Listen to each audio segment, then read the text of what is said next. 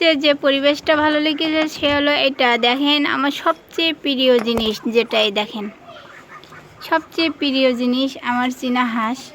এই হাঁসগুলো দেখেন কত সুন্দর, ওয়াও মাশাআল্লাহ, এত সুন্দর ভাই রেখেছে। দেখেন হাঁসগুলোর অনেক সুন্দর, আমার খুবই পছন্দ হয়েছে। কারণ এই পরিবেশটা আমি খুবই কম দেখে থাকি যে এভাবে হাঁস মুরগি মানুষ পালে, গ্রামে এটা খুবই কম হয়। এটা দেখেন কত সুন্দর দেখাচ্ছে, এটারও দরজা এরকম। আমি আগে একটা ভিডিওতে মুরগিগুলো দেখাইছিলাম, কিন্তু আজ দেখেন যে কত সুন্দর, এত সুন্দর ভাই রেখেছে হাঁসগুলো, আমার খুবই পছন্দ হয়েছে। দেখেন এখানে ডিম পাড়া হাঁস আছে একটা, আর এইগুলো কিন্তু সবের বাচ্চা। এইটাই বুড়ি, এই যে সামনে এই হাঁসটাই বুড়ি, মানে এই হাঁসটা বয়স এর আছে।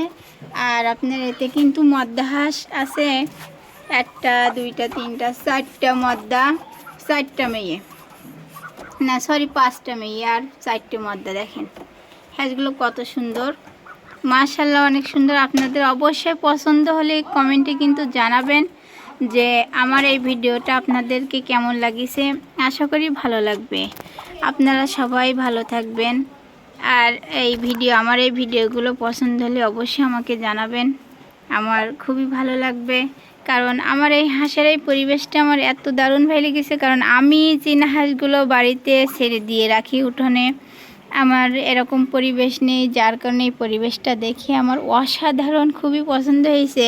যে হাঁসগুলো সব দেখেন কিভাবে আছে, এই যে এই দেখেন এইখানে ওরা এই ওপরে পায়খানা করলে নিচেই পড়ে যায়, এই ভাবটা আমার দেখে খুবই ভালো লেগেছে। কারণ এতে হাঁসগুলো ভালো থাকে, সুস্থ থাকে, জীবাণুর হাত থেকে মুক্ত থাকে, যার কারণে আমিও আশা করি এভাবে যেন করতে পারি। আপনারা দোয়া করবেন আমার জন্য, আমার চীনা হাঁসগুলো যেন আমি এভাবে রাখতে পারে, এদের মতন যেন পরিবেশটা করতে পারি, সেই দোয়া আপনারা সবাই আমার জন্য করবেন।